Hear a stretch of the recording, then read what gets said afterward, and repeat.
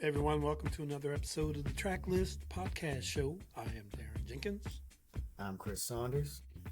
And on today's podcast, at the suggestion, yes, of Let's set this up correctly. oh wait, After one of our previous podcasts, Darren and I were just discussing, the next few weeks, months, and we are like, well, it's almost Christmas. And we were like, right. There's got to be a movie called Almost Christmas. And Sure lo and enough. behold, we Googled it, and here we are. Here we are. Almost Christmas, the 2016 film directed by David E. Talbot. A dysfunctional family gathers for their first Christmas since their mother, grandmother, wife died. Almost Christmas had a reported production budget of $17 million, which I seriously question, and earned approximately $42.58 million at the worldwide box office. So many stars in this movie, which, there's a lot of people. We know. Yeah, there's one person that's like not even, he's not even a huge character in this movie, but yeah. Omar Epps is like a tertiary, maybe, which character. Is odd, but okay. But yeah, a lot of, and that was one reason we decided to do this, because obviously the track list is pretty dope, but like Danny Glover, Kimberly Elise, Gabrielle Union, Monique, Jesse T. Usher, J.B. Smoove, John Michael Higgins, the token white dude, Romany Malco, which I now recall is from 40-Year-Old Virgin. Yeah. Nicole Ari Parker, who was also from Remember the Titans. So it's just, I don't even know if I named everyone. You missed one person, Gladys Knight, man, the legend, legend. Cameo appearance by Gladys Knight. I know, right? And she doesn't even sing. Ridiculous. I know. I was like, come on, man. But IMDb 6.2 out of 10. Rotten Tomatoes, critics 49%, audience 64%. I'm guessing a lot of the critics were white, and most of the audience recorded here are black. That's gonna be my guess. It was. I'm not going to argue against those. There's. I don't know. I don't know what to think about this movie. I admittedly don't watch a lot of Christmas movies, except for like the usual suspects. Home Alone, not Home Alone, but Usual Christmas Suspects. Story. Like the things everybody watches. I would have never thought to watch this movie, which is not a bad thing. No. It's not a good thing either, but it's not a bad thing. Yeah, I'd never heard of it. So, Me either. and clearly, listen, dude, we just named all these people, and like the soundtrack's pretty robust. 17 million is not a lot of money for the people in this film. I want to know who got the most, because that's a lot of people. $17 million. Don't split up that well amongst this many stars. Is this like a passion project or something for a bunch of these people? I would bet you it probably was, because so this movie had there aren't a lot of films like this for Christmas for people of color. So I think that was kind of like also part of the motivation to kind of create some content that, we would identify with, which, was cool. So in the description on Peacock, you mentioned dysfunctional family. It didn't say dysfunctional family in that description. So I was not prepared for what happens in this. But we'll get to that. What I will say is, for the love of God, the opening sequence. Here's a question for you right off the bat. Which is more depressing, this opening sequence or the opening sequence from Up? I don't even know if I remember the opening sequence from Up. It's pretty fucking similar. It's about these two kids that meet as the kids, and it just goes through this montage of them growing up together, getting married, growing old, and then the wife dying.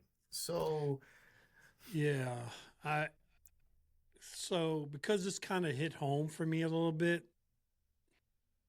back to when my grandmother passed away, I would say this one. Yeah, I don't know that. I mean, it's just not a great way to start it. I mean, the up sequence like goes into a lot more detail of like they meet when they're like 5 years old in the ups, so it's like that whole I don't know 80 years that they've known each other, and like anyway, this one kind of it does go a little quick, right? Like we only start with them when they're like kind of looks like they're in their late 20s or something. So I don't know. Anyway, you have a personal connection to that, but dope choice of song to go along with that montage. Ain't no woman like the one I got. Yeah, great Four song. Tops. Four Tops, man.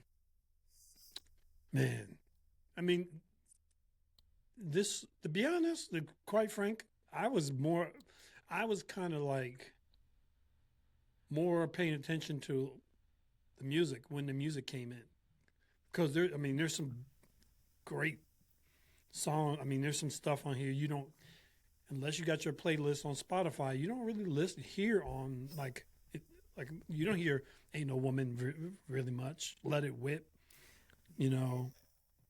because I'm more of a Temptations guy, but like there's clearly some jams by the Four Tops that man, you're making me want to check my playlist now to make sure I got. Yeah, I'm gonna have to. Come on, man. The Four Tops. I mean, jeez. Oh, I only got Sugar Pie Honey Bunch on mine, so I need to go ahead right now and add some more, because there's a bunch of like, as you would call them, bangers. The Four Tops put in. But here, so my question: we don't normally talk about the music up front, but it just jumps into it, right? Like how is and it it's so important, and that open song is on the movie, but there's no music by her. I was wondering the same thing. Maybe that would have increased the budget to like over 20 million. I don't know. Yeah, maybe that's why they didn't have her sing either, too. So, but like you said like I don't know what to think about this movie, and early on there was a couple scenes that like had me prepared for like a really corny film. I can't remember a couple scenes, but it's just like just corny lines and like. Even like almost breaking the fourth wall. Yeah. Like staring at the camera. Anyway, but then there's other shit in this that's just like, I mean, plenty of what the fuck moments in this, right? Yeah. I thought the whole thing with the radio DJ, that to me, like the movie overall felt a little corny to me. I don't know if I don't. Sometimes it's okay to be corny, like if that was your intention, which it feels like it was kind of their intention to be a little corny. But at least I hope so. Super like, I don't know if the word is dark with some shit though, right? Like so, I feel like it's how I feel about the latest Superman film, right? Like they wanted to balance this like the campiness of the original Superman films with the darkness of Man of Steel, and it just didn't vibe together. And I feel like the corniness of this with the dark ass shit that some of the families going through just didn't. There was no meld. At least, I mean, there's ways to do it where it melds. Yeah, and, like, you can make it move smoothly, but it wasn't done. It just didn't happen in this film. Yeah. Yeah, I think you might be right. Yeah, it was almost like they couldn't decide whether this was supposed to be a serious movie or a comedy. Mm-hmm. Yeah. But like you said, what they did get right was like even the jazz versions throughout this film. We have jazz versions of traditional Christmas songs, which I really enjoyed. Yeah. And it just made me think of this church that I go to with Annis, Renaissance.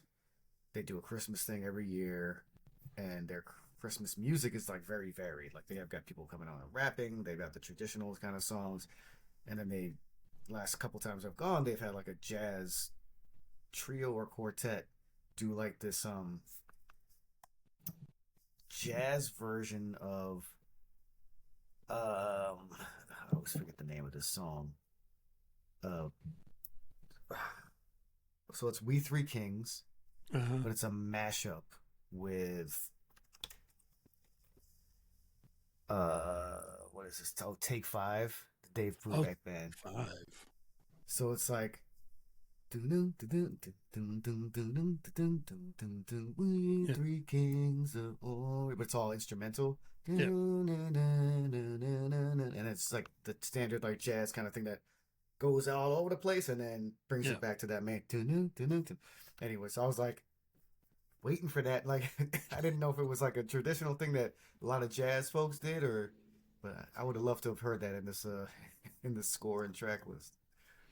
Yeah, I was going to ask you. I actually was going to ask you that question, like, because I know you guys go to church, and I mean, I grew up going to. I grew up with one grandmother going to Catholic churches, and I grew up with the other grandmother going to Baptist churches. And man, the night and day between the two when it comes to Christmas time is hilarious. It's like the Baptist church, very much like the one that they went to. Very much. Sure. Just over the top. Everybody is just like, all in it. It's just, like I said, this movie, I mean, if it wasn't so corny, it was very sentimental in the sense of, for like my childhood. I mean, yeah, I don't get to church as much as one might like, but yeah, no, I've been to different versions. Like the Renaissance one, like, yeah, they do a lot of the Baptist kind of choir stuff, but they also have like sometimes I would almost call like Coldplay type song, like Coldplay style songs. Coldplay that the band is playing. That's interesting. Just the instrumental side of it, but yeah, no, I've been to a variety of types of churches. Yeah, you're right, man. It's just like a vast difference between the two, especially when we're talking about the music, right? Like, go to a Catholic or more traditional one. It's just like, oh, that makes you want to fall asleep. Yeah. The one thing I will say about this movie that was kind of cool is it was good to see Danny Glover. It was weird in the sense because he actually looked pretty young. And I mean, I know it was 2016. It was 9 years ago.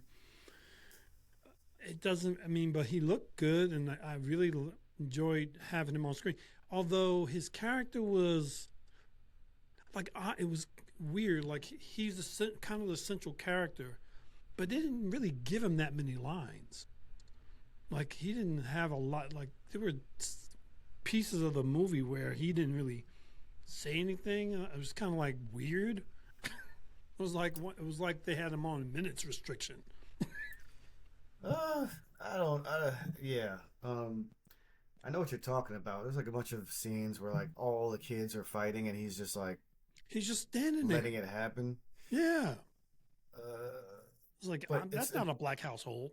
But it's not like he's not acting. He's acting in those scenes, and he's just like the disappointment you see on it. Sometimes he just finds it funny, so you see the humor in his face. So, listen, I mean, I don't know. Like, how old is he supposed to be in this movie, right? In his 70s? Late 70s? I would guess probably late 70s. How much energy does a late 70s-year-old, right? Almost an octogenarian. How much energy do they have to, like, call order every time shit goes crazy? You play basketball with a bunch of elderly people sometimes. How much more energy do they have? Well, I was going to ask you because you're almost there, right? Screw you. Woo. Oh, pat myself on the back for that. Yeah, you don't need to pat yourself for that one. That's all. You know who I did like in this movie, though? Monique. I really liked her character. I don't know why, but I liked her. She was good. I enjoyed seeing her on screen. Her and Jesse Usher. Mm-hmm. Although I'm not a big fan of his. He, yeah, he was fine in this. He like, I wasn't well, I wasn't really stunned by many of the performances. I think the two that I liked the most were the ones you mentioned, which is Danny Glover and Monique. Yeah. Um, and but probably my favorite is Christian's campaign manager Brooks. Like he's probably the best in the movie. Oh. He was funny. Dude, like the first thing in the first scene we see him, he says, "Who wasn't raised by a black woman? I know I was." I was like, "Oh my god." Oh no, you didn't.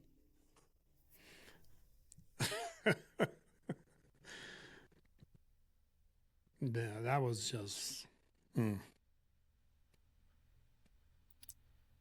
By the way, it's John Michael Higgins plays Brooks. Yeah.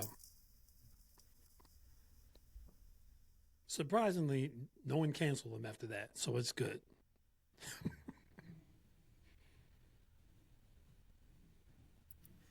Well, I might have canceled him. And then I had my first what the fuck moment, which is Malachi asking Rachel out right after he hears she's divorced. Wait, say again? Malachi asking Rachel out right after he hears she's divorced. Oh, yeah. Ill-timed.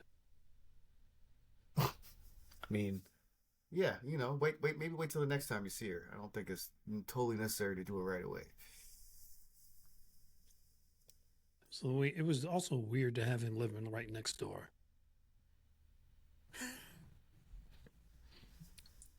Well, that was one of the trivia pieces I found, which was it's not the first time. I know I'm jumping ahead of it, but it's not the first time Omar Epps and Gabrielle Union have gone to prom together in a film.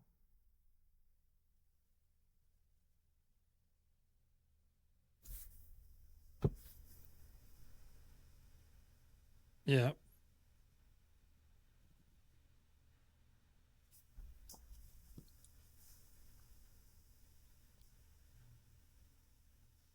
Then I had another question, which was, Yep. how many goddamn kids does Walter have? I'm Too like many? counting now. Oh, yeah, no. Oh, there she is. Oh, it was Oh, five, right? It felt like more than 5 kids. It felt like more than that, I think though. it was. He had 3 girls. No, you're right. Actually, it seems like I feel like it was more, right? Well, because Rachel? JB Smoove is always there, but he's Lonnie. He's an Lonnie in-law, is, yeah. Son-in-law. So it's Jasmine. No, not Jasmine. Sonia, Rachel, Rachel, Sonia, Evan, and Christian. That's it. and Yeah, I guess. yeah, I think so. Oh, and Jesse, who was last. Jesse, or like you mean Evan? Jesse T. Usher playing Evan. Sorry, yeah, Jesse. Yeah. Yeah, still 5. Yeah, I thought there was like 7 kids up in there, man. There's a lot of kids, man. I do have to say though, in defense, I shouldn't be defending Lonnie because he's fucking terrible in this movie. But in his defense, if I'd played in the NBA for a year and won a championship, I'd be handing out basketball cards to everyone too. I'm just saying. Yeah. Okay. Well, I mean, Don't yeah, play like you wouldn't. yeah. If I played in the NBA even for like 60 days, I would be like, I was once in the NBA. That's a big Mm-hmm. deal. But he is a Although, grimy ass motherfucker. I mean, I just feel like that situation at the supermarket was a little overblown. Like, come on. I'm going to call bullshit on that. How do you mean overblown? I mean, he all right, but I'm like, I don't know he going to get that. Oh yeah, no, that I don't know what's going on, man. I don't care who he played It's for. clearly not a realistic film. Don't worry about it.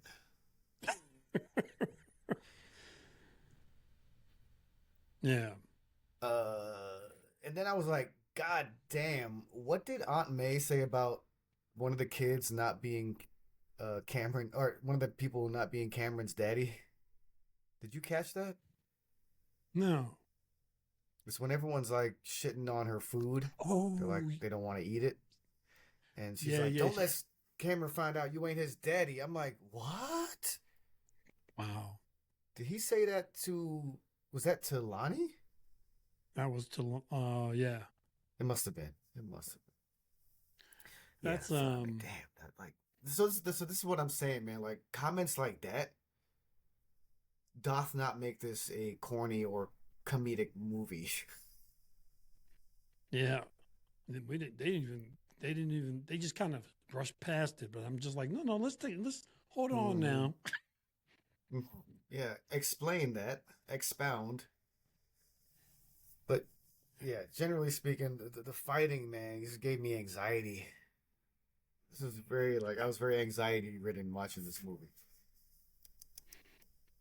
I did like the kids always posting shit to social media. I was like, what the fuck is going on?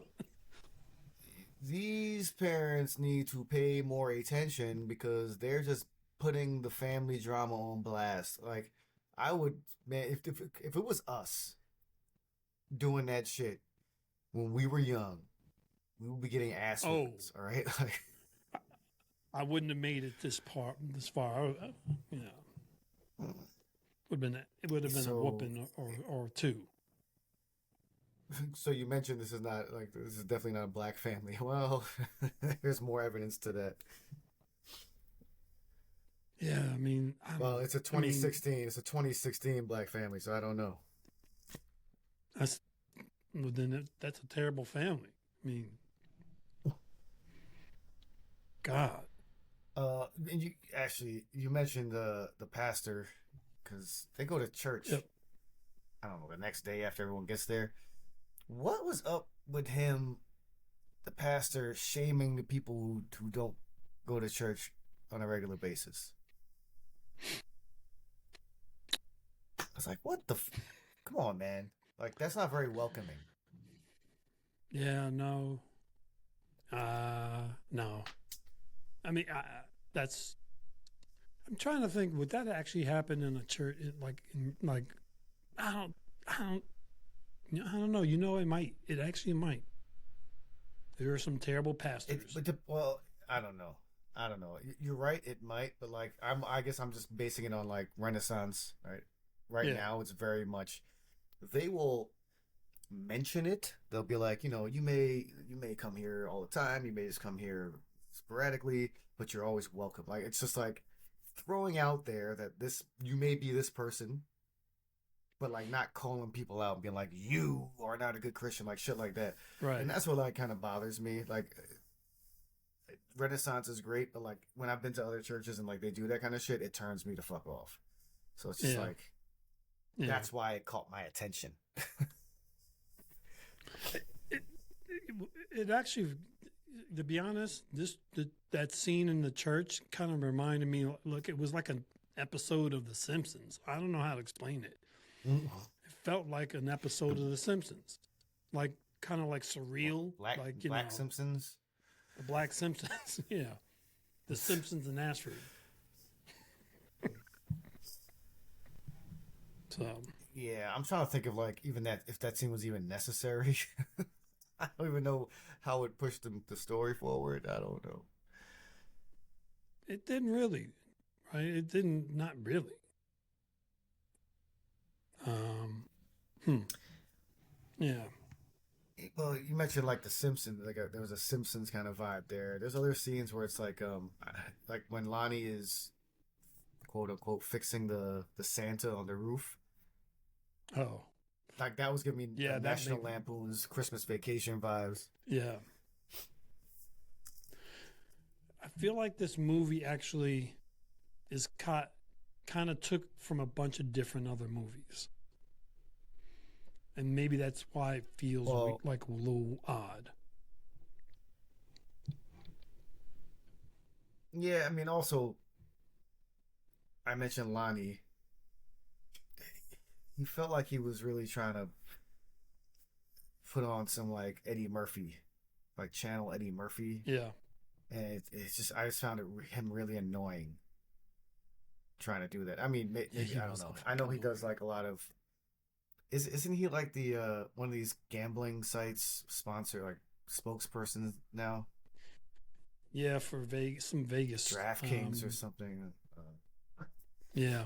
Anyway, like MGM. Yeah, I never anyway, really, never thought. I just find him very annoying and like, yeah, well, this did not support that either. So, yeah. and then there's who's the other Yeah. character? It's Evan's friend Eric, played by DC Youngfly. He felt like he was trying to channel Chris Tucker. Yeah. So. Yeah. Anyway, so there was like little characters that like bothered me, and then like so hold up. When did Cheryl and Rachel make up? Because like they come into the fucking place like not talking to each other, and then they start fighting, and then there's another scene where they're just like they're cool. It's schizophrenic, this movie. And they never actually explain to you why they're fighting in the first place. Like what they just show up. Well, that was my other thing. I was just like, wait. That was my other thing. Like, yo, like, explain this shit. Like, get to the point. I mean, they say some shit about being jealous about each other, but like that couldn't have been enough for them to be acting like these fucking crazy people, right? Yeah. That doesn't make sense. I mean, it makes sense, but not enough sense for me to kind of go, oh, okay. Yeah. And there has to be a reason why, because Gabrielle Union kind of what she did was messed up. Well, yeah. I mean, I feel like we're talking about this film very schizophrenically because it's schizophrenic. There's just no other way to go about it. Like, she invites this girl that, first of all, Lonnie, that was fucked up. He cheats on his wife with the fucking woman that works at the supermarket in the back of the supermarket. First of all, it's fucked up for the customers too, because what did they have sex on? I don't know, something on sale probably. So I ain't going to that supermarket. And then but then also I feel like this we talked about this before with like editing, like some shit hit the editing floor and we miss out on explanations, because why does Rachel also go so hard at Lonnie at times about him being like, this is before he cheated. She found out he cheated. She's going hard at him about like, you played basketball for just a year in the NBA, man. Like when he trips Evan when they're playing football. Yeah. And she gets like super fucking upset about it. Like, why is she like, so for me, what got left on the editing floor is that like Lonnie made a pass at her or something. That's what I'm guessing. Yeah. And they cut it out. And now it makes no sense why she's fucking always angry at him. and then Yeah. like maybe explains that why maybe she's mad at her sister because her sister maybe knew about it and didn't do anything about it. People should just pay us to write their films for them because I'm serious. I mean, or at Well, least they you should remember let us be early in the on editing room. you remember early on that Rachel says, "At least I had the good sense to get divorced." Yeah. So right there is hinting to me that, like what I just said, Lonnie hit Yeah. on her, and Cheryl knew about it but didn't divorce him, and that's why maybe there's some beef there and why she's going so hard at Lonnie all the time. But they don't. It's not in the movie, so I'm just guessing right now. That sounds about Anyway, right. It's someone needs to do a director's cut for this movie. I won't watch it, but they should do yeah, yeah. Well, that is correct. I am not watching that. Um, and then, and this might also answer the question that I had, which is like, do Lonnie and Cheryl have an open marriage? Because remember opening it. early on, like Lonnie is hitting on the the person at the airport. The I guess he's a flight Oh, attendant, but like whatever, who's checking them in. yeah. And Cheryl's right there, and she's like, "Well, did you didn't bring those basketball cards? Did you? Do you not see like how he's talking to this woman?" Anyway, Yeah. I mean, so the description of this movie was that this was a dysfunctional family that was trying to have a Christmas without this person who passed away. But I would argue that this family, the dysfunction would exist whether she was alive or not. yeah, I'm sorry. It's just, it's not like magically she died and suddenly things went awry. These people have some problems. yeah. I mean, like, I guess some of them could be more recent, like Christian's running for office and like he's dealing with his campaign manager who might be giving him bad advice. Evan recently got injured and is like, hooked on painkillers now. Yeah. But yeah, the two sisters have clearly had that beef for quite some time. Yeah. And then the So other I don't know. wait. Oh my god. Now I'm confused because now I was thinking that Sonia was a sibling too, but no, she's married to Christian. So it's just four Right. kids. Cheryl, Rachel, Christian, and Seriously? Evan. So Huh. Sonia, I was about to say, like, is just kind of on the sideline, but yeah, she's not one of the siblings, so I guess that's okay. Right. I feel like Brooks has more lines than her. Way more lines. Yeah. Yeah. Um, And and you mentioned Monique earlier, Aunt May. mm-hmm. Yeah, she was great. She was hilarious. You could tell she was just ad libbing half of her shit. And I Yeah. hope you stuck around for the closing credits where they had some outtakes. Yeah. Um, Some of them I didn't. Oh. and I feel like JB Smoove was trying to compete and he was failing. Yeah. Like, and at the end of my ask, I have a question I'll ask, and because there's something missing from this movie, but yeah, there was a little bit of them trying to one up each other, but JB Smooth is not that dude. He's not Chris Rock or Eddie Murphy or who's going to be able to just come on and just like, all right, let's go back and forth. Let's see who can be funnier. He's not that funny. I'm sorry. I never really thought he was that funny. Sorry, JP. Sorry, but yeah, Yeah. I probably had my fill of him in this movie.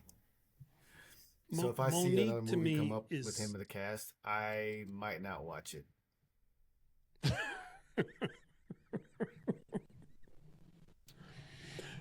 I think Monique is to me. She's kind of like, um, what's her name? Oh, Melissa McCarthy. She's like the black Melissa McCarthy to me. She's funny. Like I've seen her and stuff. I've liked her in other things before. I think she's got a good sense of humor.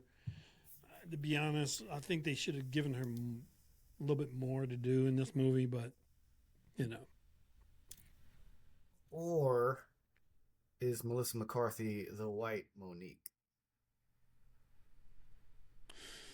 I don't know, like who came first. I guess that's the chicken or the egg thing. I don't know. I think Monique was on the scene first. Well, if that's the case, then so be it. So be it. But she's funny. By the way, she's funny. She can do drama, so that's good. What's her name? Jasmine. Was Jasmine showing Rachel sex pics? Yeah. And is that what they were passing around the table as well later? Yeah, that's what I was like. What? Who? What? Who? What? Like, yeah. Like y'all took a selfie. Y'all took some selfies together. Show those pictures. Like, why are you showing sex pictures to like someone you haven't seen since high school? Anyway. And the other part of that equation is he's married. Why in the world would you allow photographs to be taken of you as potential evidence down the road? I mean, really? This dude is either an idiot or the world's most unfortunate cheater. No, he's an idiot. There's no other option. Oh, okay. Also, the whole thing between Rachel and Malachi, and we find out that Malachi, I don't know, told him she's not going to the prom with him, and he went with someone else. It really doesn't matter. Why is she holding on to shit from high school? How old is this woman? She's got a child. Like, it was just so annoying that, like, she was fucking giving this dude attitude for something that was, like, 20 years ago. Yeah. Yeah. I'm sorry, frustrating. But that doesn't make sense. And if you do have those then you need a therapist. She's clearly not seeing. It just, like, led me to, like, halfway through the film, like, I was like, if this cast wasn't so good and they were white, this is a Hallmark film. This is a Hallmark movie. Dude, I was seeing the same thing. I was like, is this a fucking Hallmark film? It was so... so I think people who are listening can probably figure out what we're going to be rating this film at this point. Oh. Well, the music was the music. And, like, I think the music was the highlight of this movie. I wish there was more. I'm trying to think of, like I said, I liked a lot of the traditional Christmas jazz versions. Yeah. We got Ain't No Woman by Four Tops.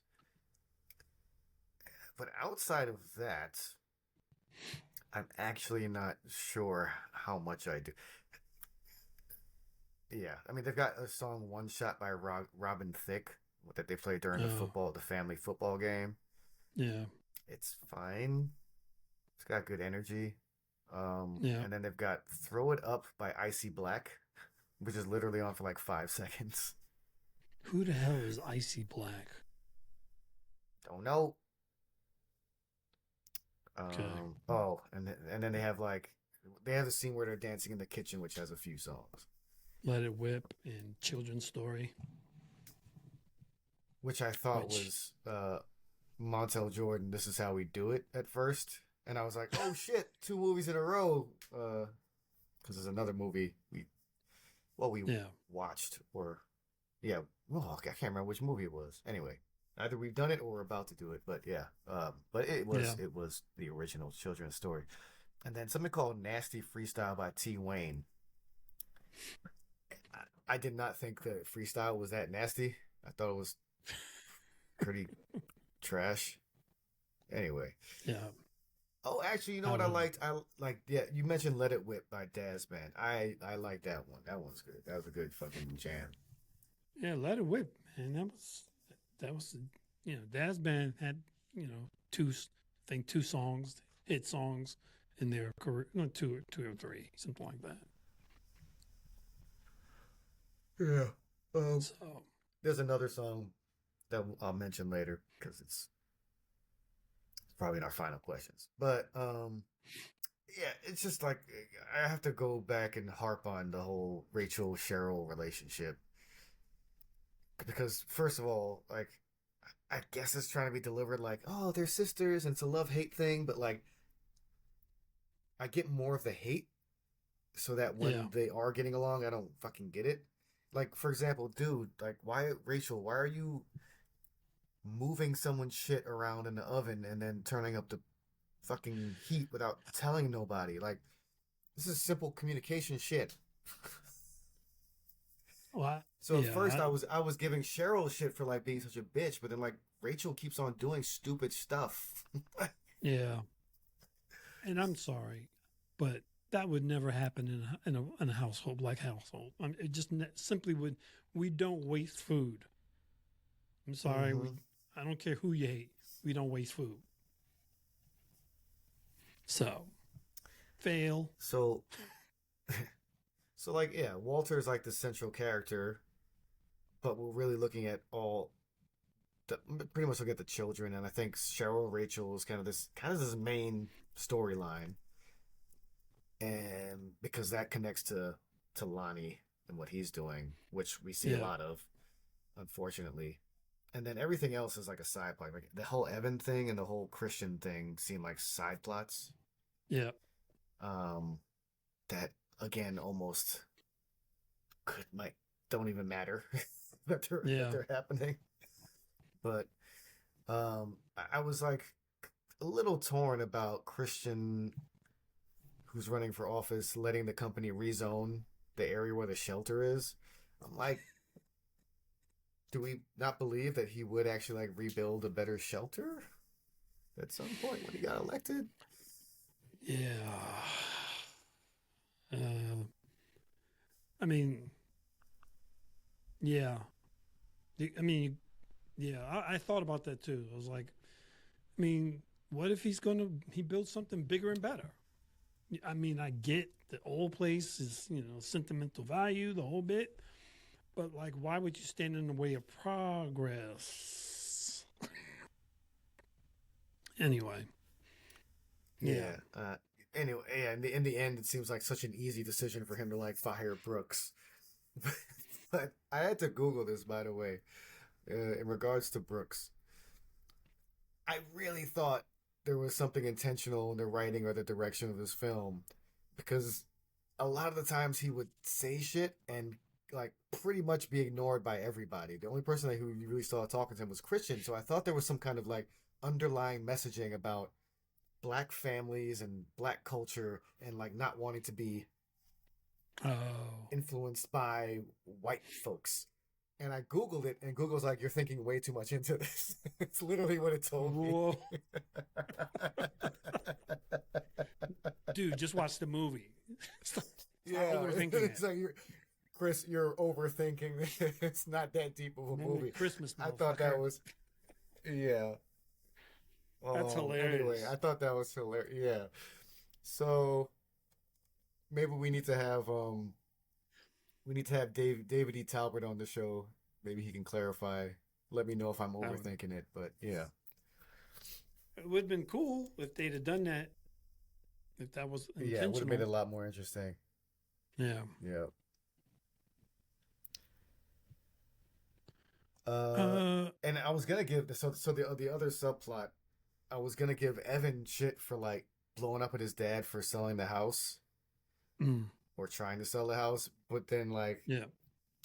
I got upset at my uncle in England when he and my aunt sold their place where like all four kids grew up and like we would go every year.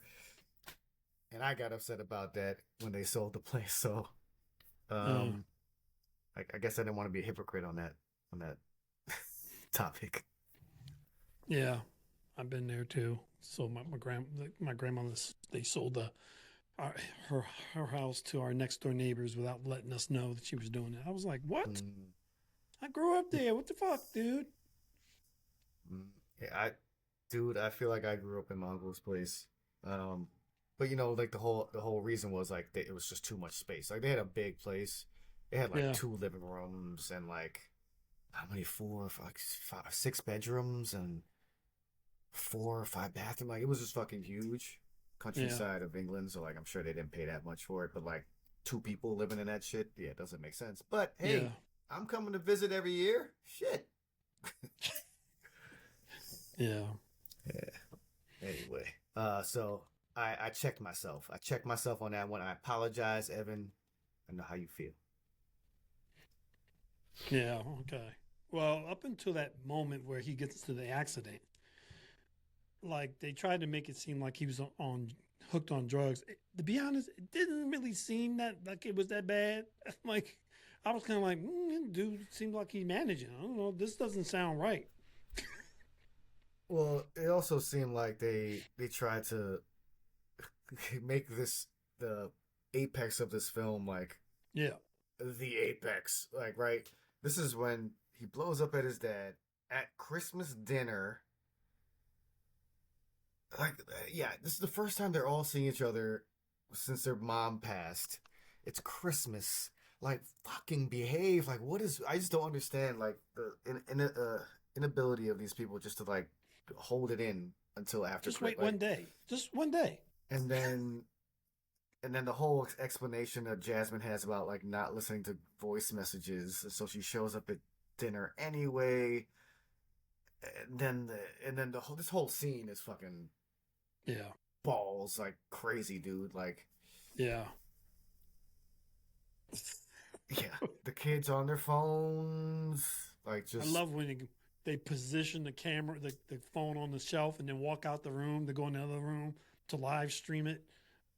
I I got a question though because it looked like they called the phone or something and it turned on automatically. Yeah, that I shit's don't know bullshit. what I was call going. it bullshit. Yeah. Um. uh, Although another part where Monique shines, uh, when Jasmine is like, "Oh, I would love to meet Grandma Cheryl," and with the Oh gravest look in her eye, Aunt May's like, "No, baby, you don't want to meet no, Grandma Cheryl." you don't want to leave Grandma Cheryl alone. And then Lonnie's like, "Hey, you want to come with me to the kitchen?" Like, no. Everyone's like, "You're on your own, Nope. bro." And he's like, "You all know who Grandma Cheryl was. You didn't tell me." Like, this whole scene was insane. Oh, and Cheryl kisses Lonnie softly on the head and then walks out the door. Oh, Oh that my was so god, cold. that was the scariest shit I've ever seen He's in like, my no, life. no, no, no. That Uh, was and then Walter's face when she comes back with the shotgun, like Walter's just sitting there, like he's like, this is where one of he's those just scenes sitting where he's like there. not doing anything. Yeah. Uh huh. Yeah, Oh, Jasmine wasn't another that great bright. line by Monique. Hmm. No, no, but that's a perfect match with Lonnie. But like the the line from Monique, uh, Jasmine says, "Who you calling a dumb bitch?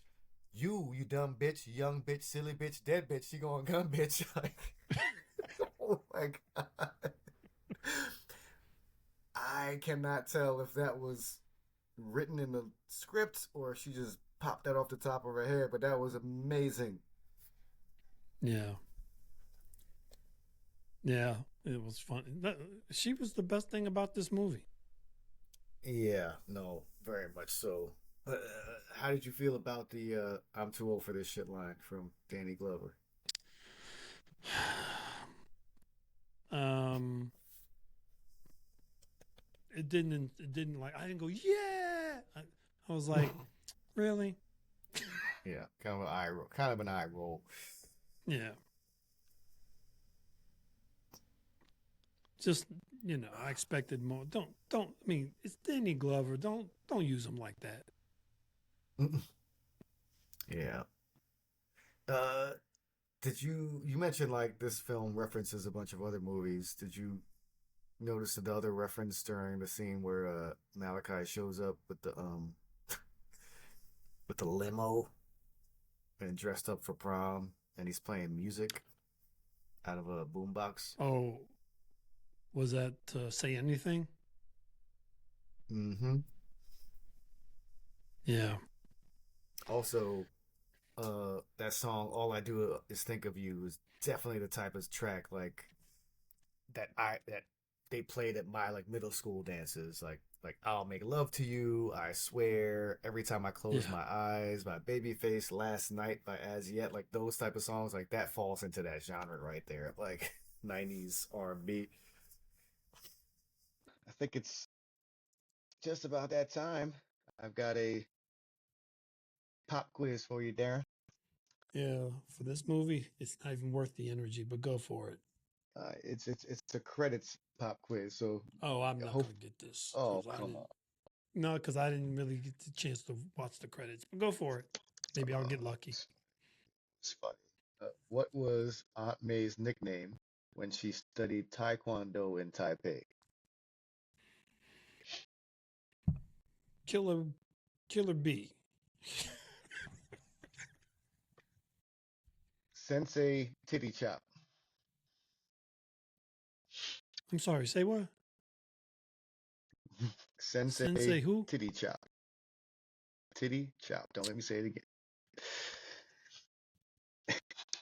That She's like, yeah, that 'cause I could that's chop them they titties should put off. that in the movie. But yeah. He's like, yeah, because I could chop them titties. You better ask Tina Turner. I don't know why she bringing Tina Turner into this shit.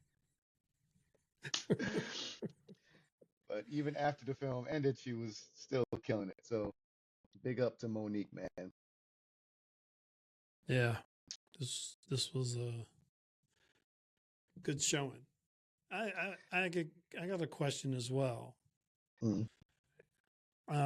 or at least I'm curious about this. Should I feel like Kevin Hart was missing from this movie. I feel like a lot of people would say Kevin Hart's not missing from any movies, but And that's why I said it because he's got that corny humor that would have fit real well in this. he might have fit well as Eric, Evan's friend Eric. He would have better fit for that. Oh yeah, although he doesn't play football. I mean, he's so small, so. But that might have Was made it Eric even funnier. was Eric playing in that scene? Uh, And Eric looks small too, dude. yeah. Well, everybody in the movie is tall, especially probably JB Smooth and Danny Glover. Uh, but it might have worked out better, like the scenes where Eric's hitting on Monique. Might have worked out better Mm-hmm. with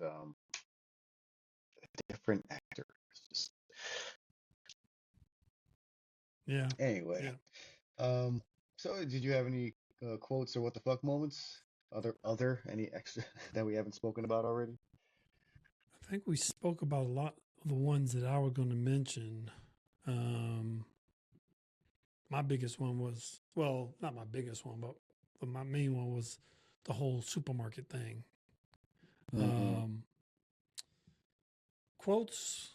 And there was one. Where's my quotes? The one that stuck out to me in the beginning actually was the radio dude. He was talking about. He's like, I got 5 kids, 4 of them allegedly mine. Dude, I feel like I I was like, missed the radio shit. the radio shit was actually somewhat entertaining. And it was the guy who it was the dude who did the radio was the guy who did Video Music Box. Uh, What? What's Video Music Box? Video Music Box? You don't? Oh, yeah. You talking about like the box? There was something called the box. No, Video Music Box was the place where music videos debuted. It was hosted by Donnie Simpson. He used to also be a radio DJ.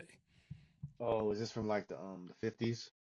No, they ain't no 50s. There weren't music videos in the 50s. Oh, well, you would know. Um, Yeah, I did you wouldn't not know. catch?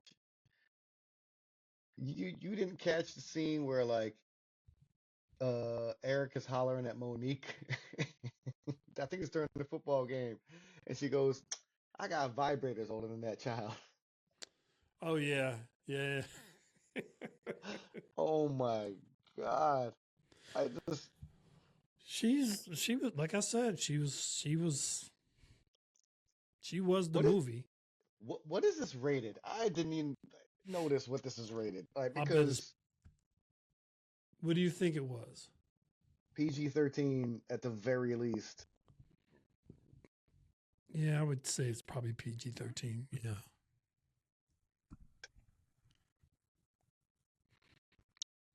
Yeah, I it's have to look. PG-13. Yep. Yeah, and quite frankly, it could be a little. What's the other one? Is there a It PG-17 or NC-17 or something? NC-17. Yeah. There could be an argument made for that rating. I wish they had just gone R and just made it raunchy. That would have been great. It wasn't raunchy. Nah, nah, nah, nah. This is This definitely. was Well, I'll ask this question later, but one of the earlier. It's like all Monique in here. One of the earlier ones when Monique gets to Walter's house, she's like, "Where the liquor, Walter? And I hope it ain't that dark liquor, because that dark liquor make a bitch want to fight." It's right out the fucking gates. she Uh, she just, I mean, so good, man. hmm This movie would have been terrible if she hadn't been in it. I'm just thinking all the lines she More had. I'm like, terrible. More terrible. more terrible. Okay, yeah, more terrible. So, all right, are we ready for some final questions? Yeah, sure, why not? Um, I'm just writing down right now. Is this a Christmas movie? Is this a Christmas movie? It's kind of in the name, but I get what you're saying. Uh, It just it feels like, well, barely. first of all, it feels like it could have been done at any point in time. Like it didn't have to be Christmas where they're all getting together. Like it could have It been could have just been like Thanksgiving. It could have right, been, yeah, right when the mother died. The yeah, funeral, a funeral, almost a funeral. I don't know, like right. It didn't have to be Christmas, and doing this during Christmas like really darkens Christmas. yeah. True. So Yeah, that's why I asked the question. and technically, it's not a Christmas movie because it was kind of like the days leading up to Christmas. So Do they open any presents in this movie? I don't remember one being opened. Yeah, like dude, if this is a Christmas movie, it might be the worst Christmas movie in history. This is the movie for anyone who says Die Hard is not a Christmas movie. Die Mm. Hard's more of a Christmas movie than this is. I mean, you do have the jazz Christmas carols, but yeah, that's about as far as it gets. Uh, okay. So, could we've done in the past, we've done the Eric Clapton Tears in Heaven question, but I'm switching it. Could Boys to Men's A Song for Mama be in this movie? In what scene, and would it make it better?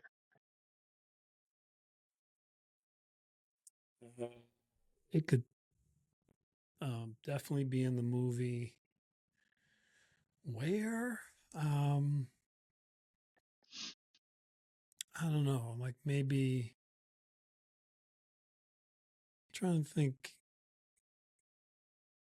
It could have been like in the. It could have been in playing as the background music to when dude was about to, like, right before he got into the car accident.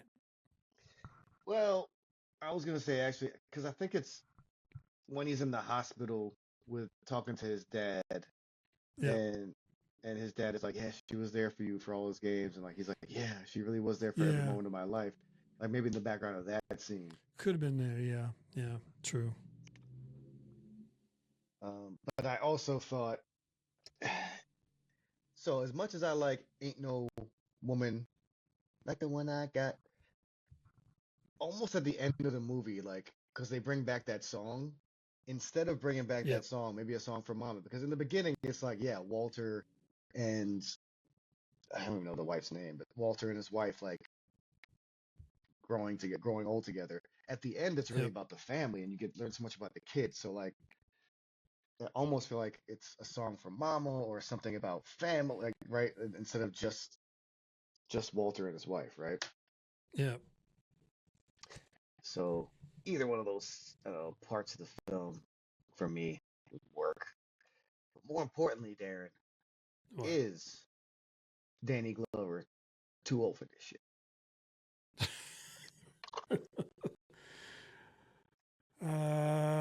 I'm going to say no.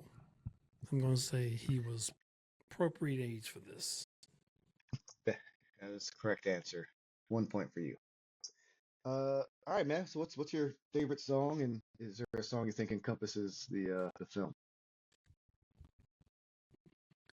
Um,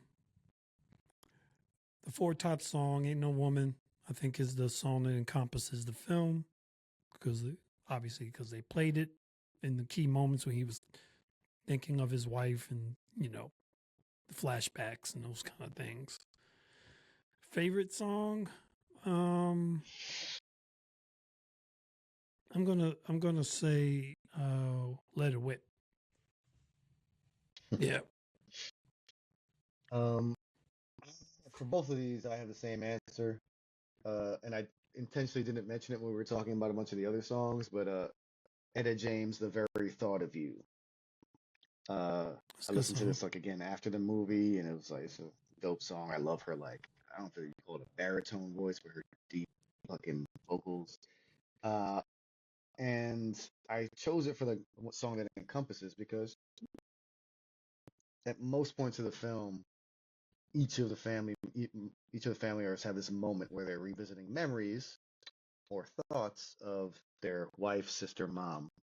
So I Right. thought "The Very Thought of You" wasn't just a love song for Walter and his wife, but for the whole family, each family. So that's why I went that direction.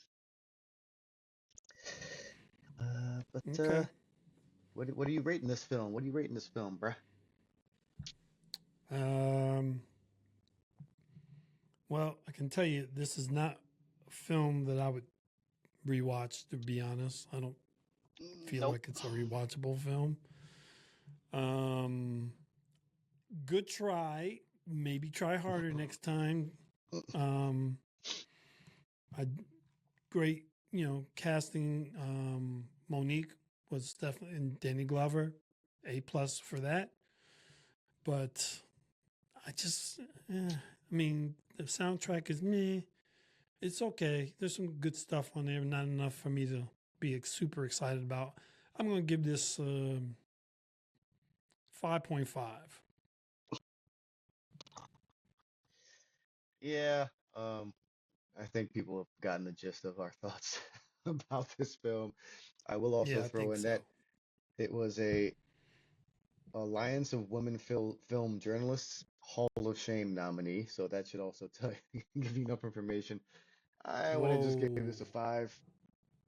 I just gave this a five. Yeah. Yeah. Well, sad because I like Uh, seeing Danny Glover on the screen, but this was not yeah, it. it, I almost want to say it's almost selfish. I'd say watch the film so you can listen to our podcast. Yeah. But outside of that, Yeah. That is, yeah. if you want a I mean, good who knows? performance There from might be Monique and people like, a lot of funny lines from Monique, watch the film. It's got that. yeah. I'll tell you, if you want to support Black content, maybe you watch this as well. Because it's a the cast is, good aimed at that, but don't over expectate this for this film. That's all I would say. All right. Well, it is almost Christmas. What do you got going for the foreseeable future? So we'll probably wrap up the Creators Lounge this year on the 17th, and we'll have a little bit of a community gathering in New York City. Otherwise, just getting ready for 2026, man. That's really it. How about yourself? Oh, sorry about that. Yawning, getting old.